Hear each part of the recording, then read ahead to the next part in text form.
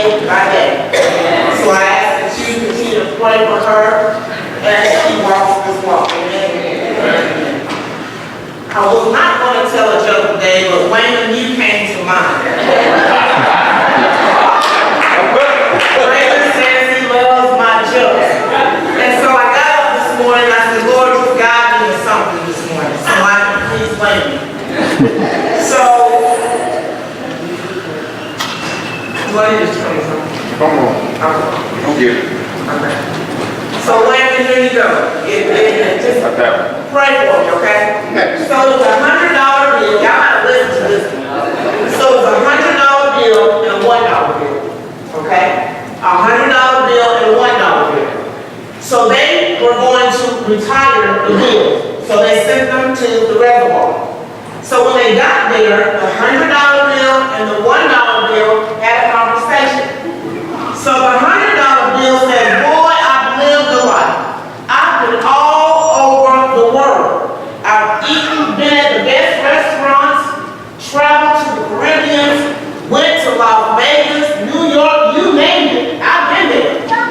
So he asked the $1 bill, he said, where have you been? The $1 bill said, I've been to the Baptist church, the Methodist church,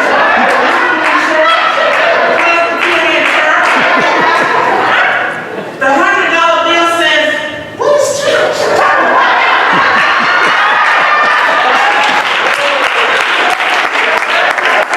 That's a good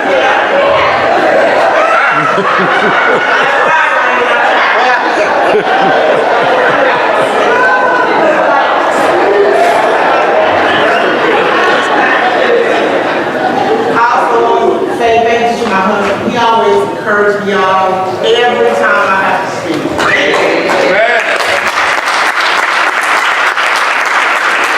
And I know that we're supposed to speak life and death. The power of life and death is in our own tongue. But it is so refreshing to have somebody to look at. So I thank you so much. Very pray. Gracious and good God, I come to you this morning to say thank you. Lord, I thank you that you saw fit this day to allow me to stand before your people. And I know, Lord, that the word that I will share today, I know, God, it came from you. So I pray that this word will fall on good ground. And I pray that they will take the word to share with this world. So God, now I ask that the words of my mouth and the meditation of my heart will be acceptable in your sight. Lord, I need you like I've never needed you before. Holy Spirit, Holy Ghost, show up in this place today. God, come and get your glory. Lord, I glorify you. Come and get your glory. In your son Jesus' name, I pray. Amen.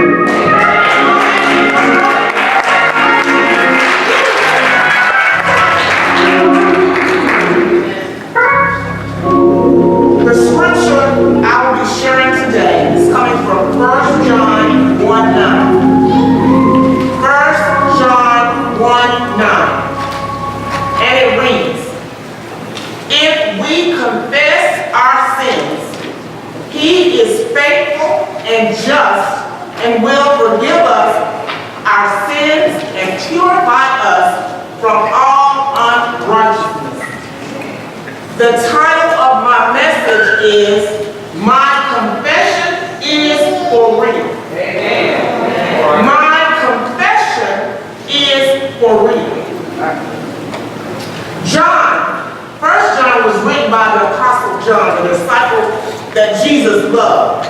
John reminds us that all believers will fall into sin, but we do not have to stay there. Amen. Confessing our sins is not always easy for us to do. Those three words, I have sinned. We don't like to admit that we've sinned. We don't even like to admit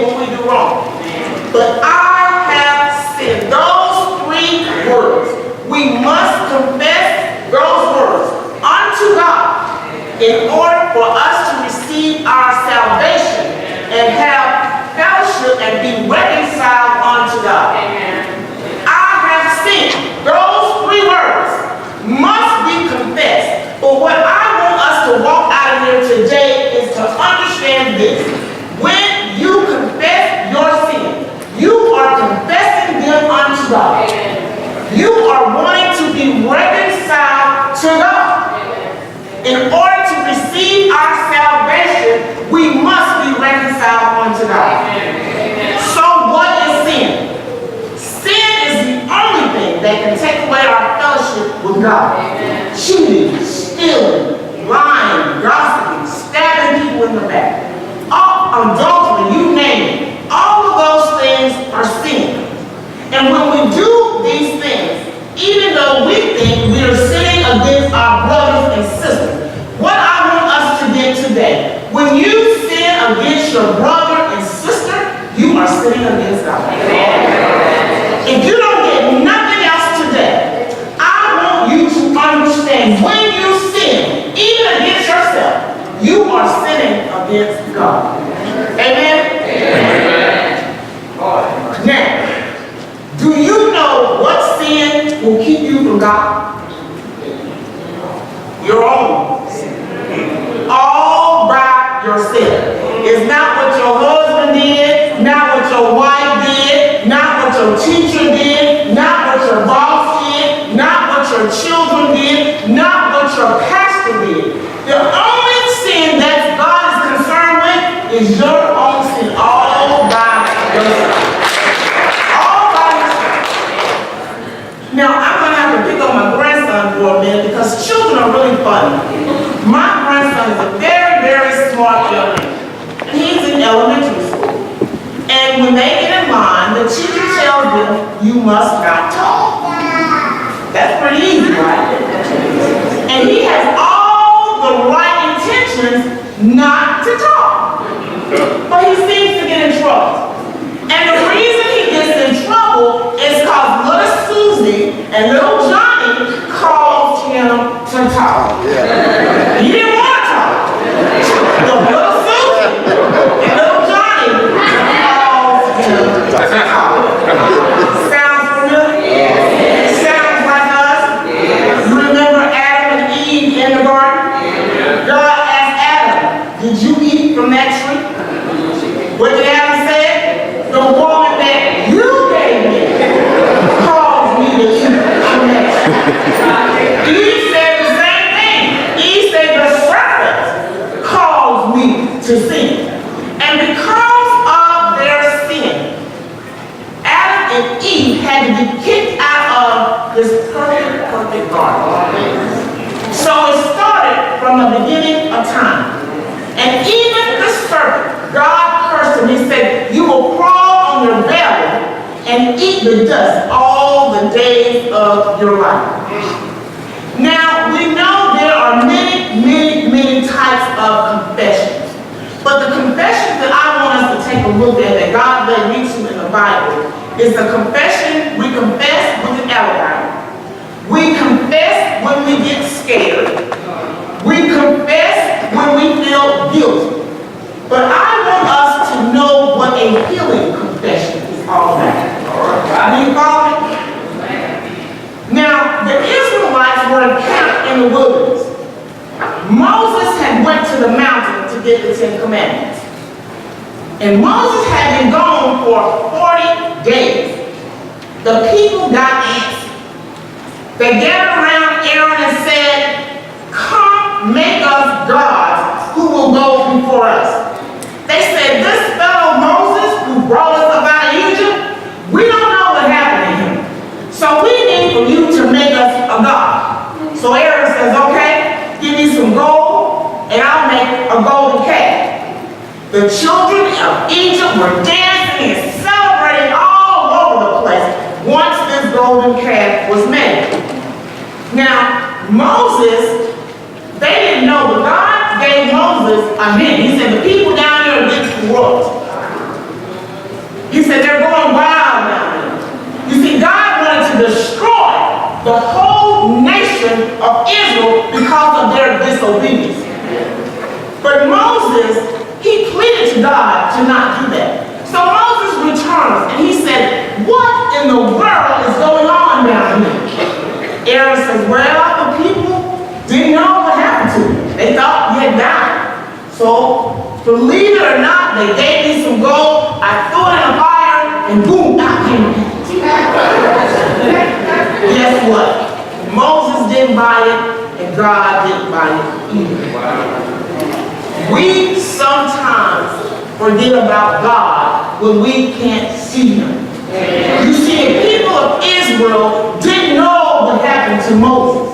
So it was very easy for them to go back to what they were used to. They had been in bondage for over 200 years. They were used to worshiping God that they could see. So once Moses disappeared, they wanted for God.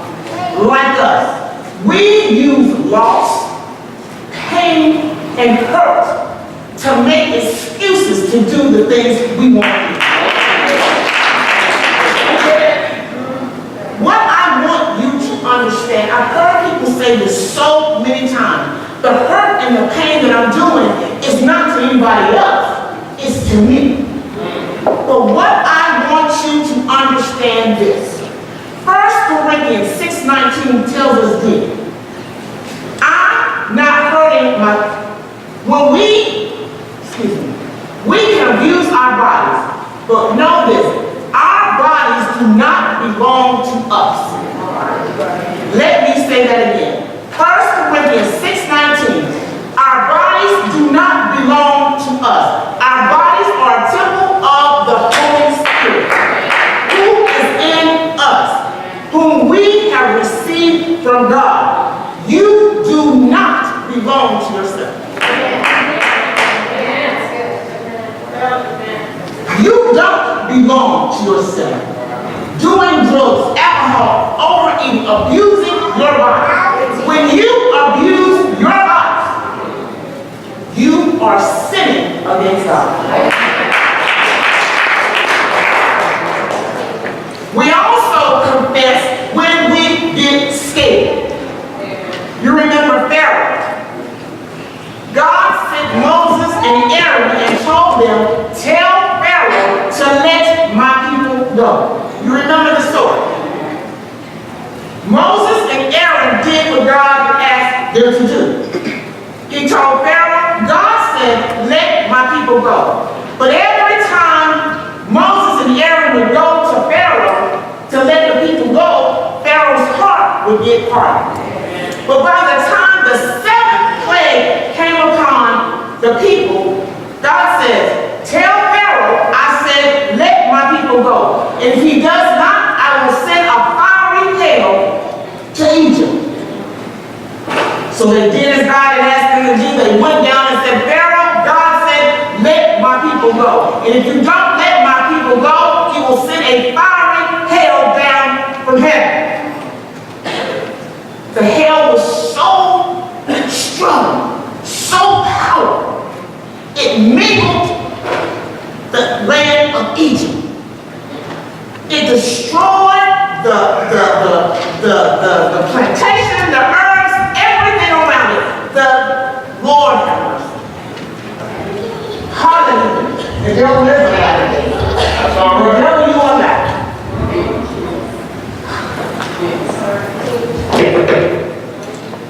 God said, let my people go. The hail and the thunderstorm were so heavy, it destroyed Egypt. Pharaoh said, this time, I have sinned against God. The Lord is right and my people are wrong. This sounds like a true confession, right? So what's wrong with it? When Pharaoh asked Moses and Aaron, he said, tell God, if you stop the hail, you stop the thunderstorm, I will let your people go. Right. Moses said, okay, I'll talk to God. And when he did, and the hail stopped, the thunderstorm stopped, the rain stopped, guess what? Pharaoh started doing exactly what he wanted to do. He forgot about God. My question to you today, do we confess when there's a crisis? When things get too hot in the kitchen? When our families are in a mess? When we have a loss in our families or in our lives, do we confess and say, Lord, I have sinned against you. I can't pay my bills, Lord. I've sinned against you. I need some help. Lord, have mercy on me. Lord, forgive me. If you're helping this time, Lord, I promise you, I'll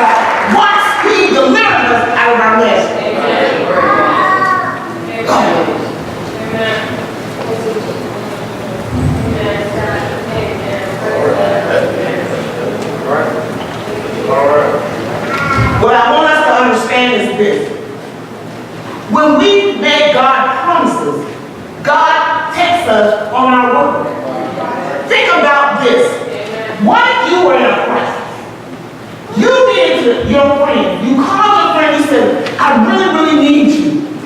My lights are going to get cut off by 5 o'clock today. You know I have these children at the house. I've tried everything that I know and I need some help. Will you loan me some money by 5 o'clock so I can pay this loan bill? And you sit, you sit, and you sit, and 5 o'clock comes, and boom, your lights are off. Your friend tells you, let's go out to lunch. You go to lunch, you're waiting, and waiting, and waiting, and your friend doesn't show up.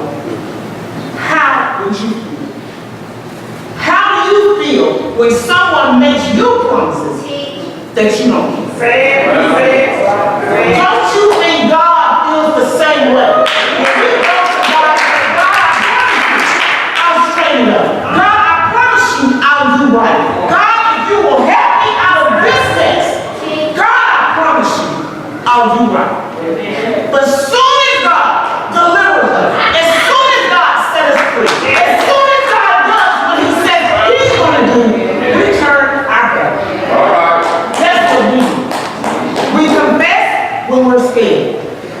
The other confession I want us to take a look at is Judas' confession. This confession is a powerful confession, but Judas died before he was forgiven.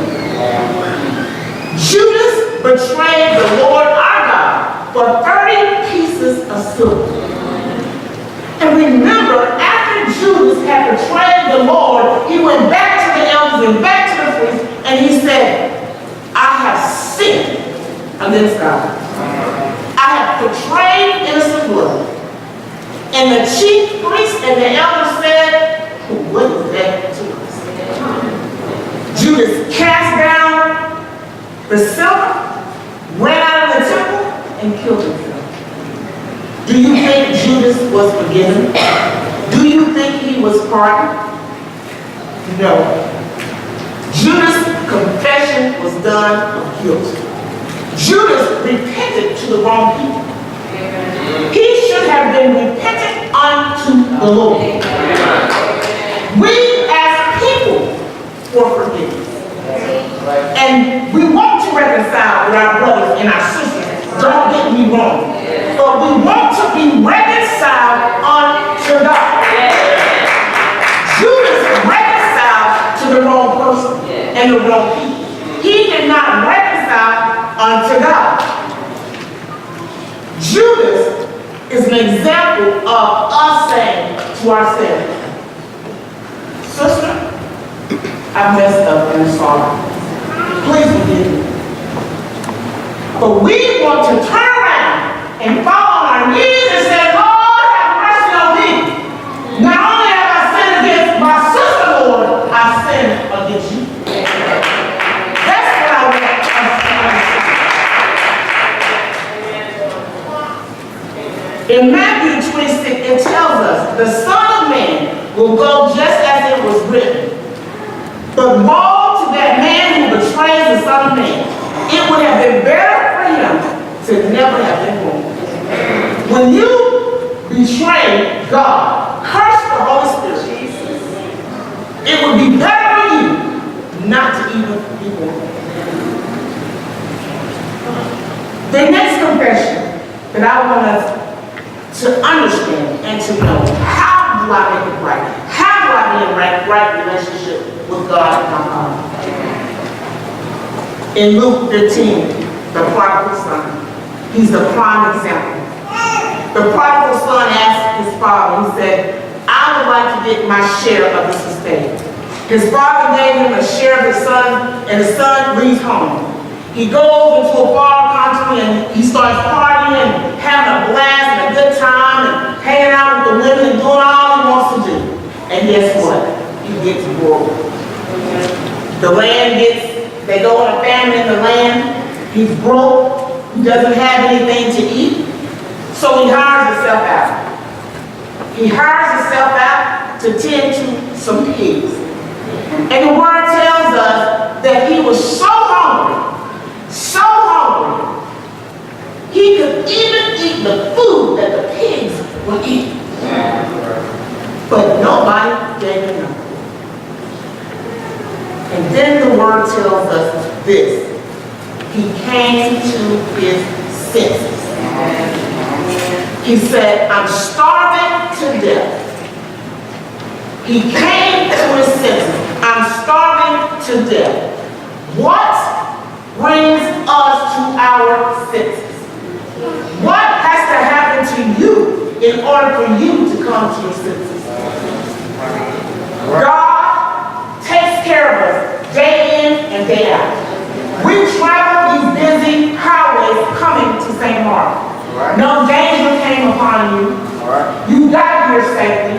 You woke up this morning not because your alarm clock went off, because God's grace and mercy woke you up this morning. What will happen for us to come to our senses? He says, I have come to my senses. I am starving to death. The son says, I'll rise and go to my father and say unto him, I have sinned. Those same 3 words, I have sinned. I have sinned against heaven and I have sinned against my father. Notice his humility. Notice his direction of his confession. He says, I have sinned against heaven and I have sinned against my father. I'm going to pick myself up and I'm going back home. And the word tells us while he was far off, his father saw him coming. His father, he runs up, holds his neck, kisses him. He says, Father, Lord have mercy. Father, I have sinned against you and I have sinned against him. Lord, I am not worthy to be called your daughter. Lord, I am not worthy to be called your son. But the father said to his servant, quick. He says, hurry, quick. Get the best robe. Put a ring on his finger. Sandals on his feet. Bring a fatted calf and kill it. Let's have a feast. For the son of mine was dead and now is alive. He was lost, but now he's found. So let's celebrate because my son has come to his senses. What needs to happen in order for us to come to our senses? What does God need to do for us to come to our senses? He says, I give you air to breathe. I give you legs to walk. I give you arms to use. I give you a job every day. I put a roof over your head. I put food in your mouth. I give you eyes to see. I give you a family. What do I have to do to make you come to your senses? That's what God is asking us. What do I have to do? Because see, God is omniscient. That means God is everywhere. And God knows everything about us. Even the children of the Israelites, when they were out doing their midst, making the calf, God already knew they were being corrupt. He didn't have to be right there. He knew. God can see you even when you think God can't see you. He knows everything about you. He created you. He knows every hair on your head. That's who God is. God is omnipresent. I don't care if you're a kingpin, a liquor house, cafe, hole in the wall, a car, wherever you are. God